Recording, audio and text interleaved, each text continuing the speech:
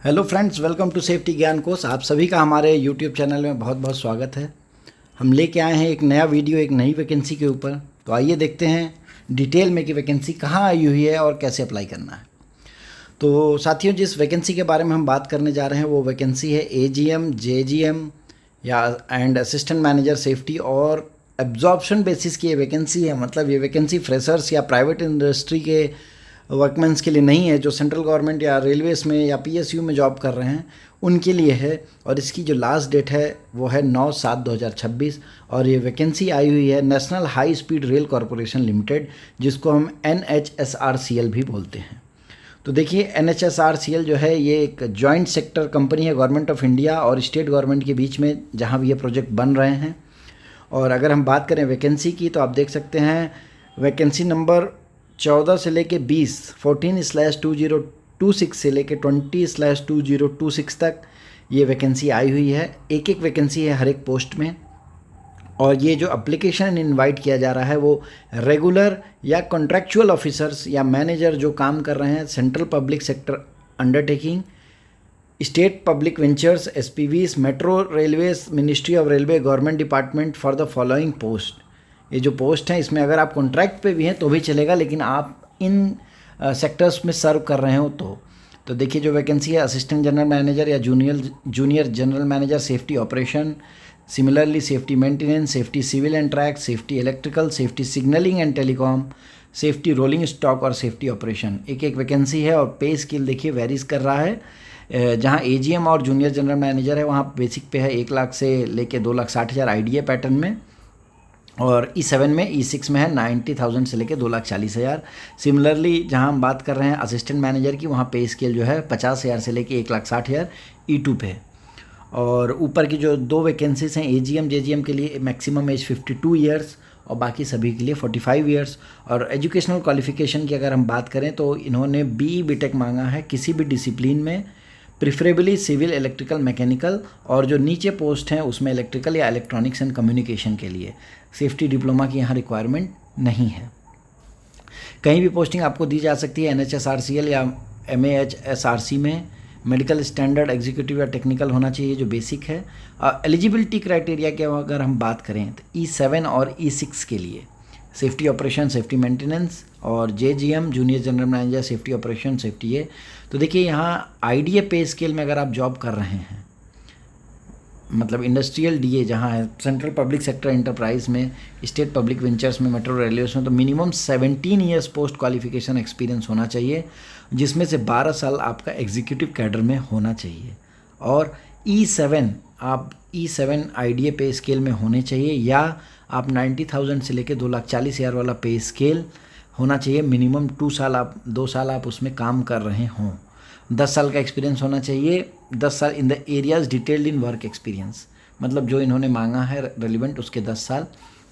Similarly officers अगर आप PB4 पे बैंड 4 37,400 से लेकर 67,000 प्लस GPA 8700 वाला है वो होना चाहिए, या 7600 GPA होना चाहिए, या आप ग्रेड पे 7600 में कर रहे हैं और 30 साल का total serving including group C and B में होना चाहिए, और 10 साल आपका रिलेवेंट होना चाहिए।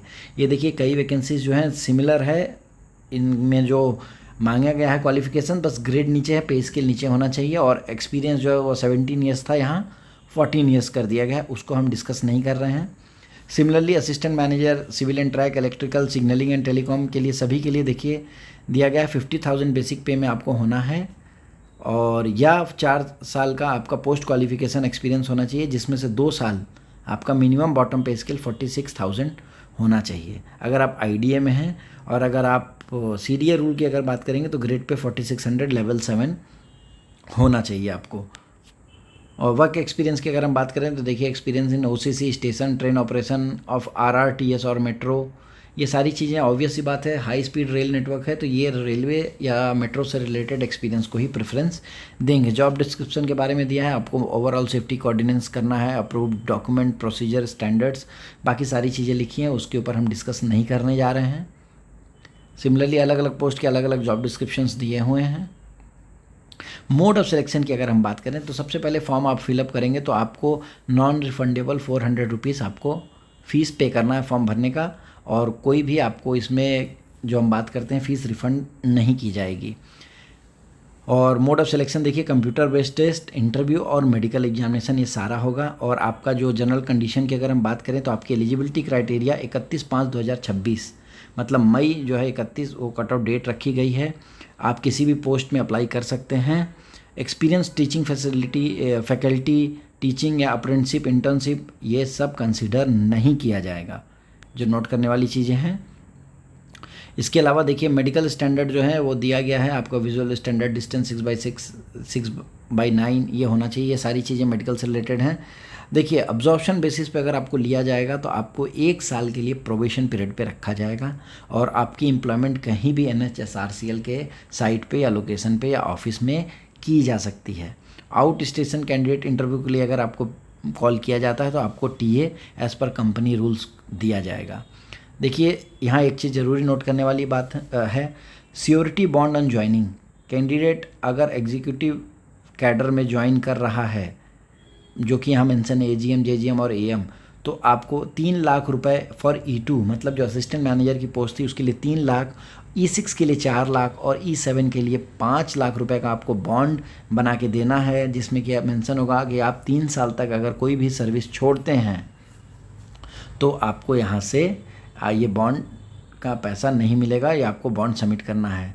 Surety bond on training, if the candidate are imparted training the candidate have to execute a surety bond of cost of training. देखिए कॉस्ट ऑफ ट्रेनिंग भी देना है आपको, ये सारी चीज़ें आप पढ़ लेंगे। पे स्केल की अगर हम बात करें तो E2 में आपका 50,000 से 1,60,000 बेसिक पे है, जिसमें आपको CTC जो आएगा कंपनी को 24 लाख रुपीस आएगा।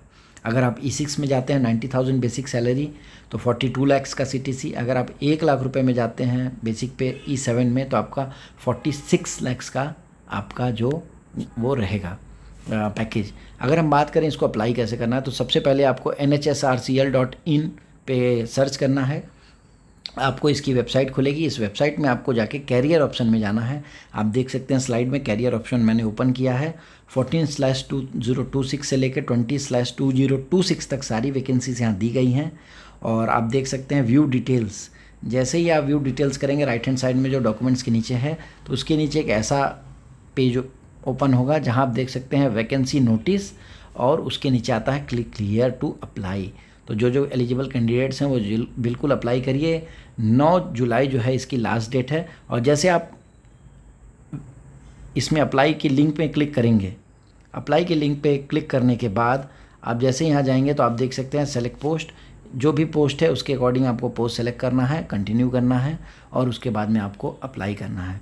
तो दोस्तों देखिए अभी लगभग 1 वीक का टाइम बचा हुआ है, जो कि वैकेंसी सिर्फ एब्जॉर्प्शन बेसिस के लिए है, गवर्नमेंट एम्प्लॉयज़ या कॉन्ट्रेक्चुअल एम्प्लॉयज़ के लिए है। तो काफ़ी एप्लीकेशंस नहीं आएंगे, तो एक अच्छा अपॉर्चुनिटी है यहाँ जो भी इस लीडिंग सेक्टर में ज्वाइन करना चाहता है। तो कैंडिडेट्स आप सभी से रिक्वेस्ट है, वैकेंसी के लिए अप्लाई करने से पहले आप सभी डिटेल्ड एडवर्टीज़मेंट को ज़रूर पढ़िए। हमारे चैनल से जुड़े रहने के लिए आप सभी का बहुत बहुत धन्यवाद।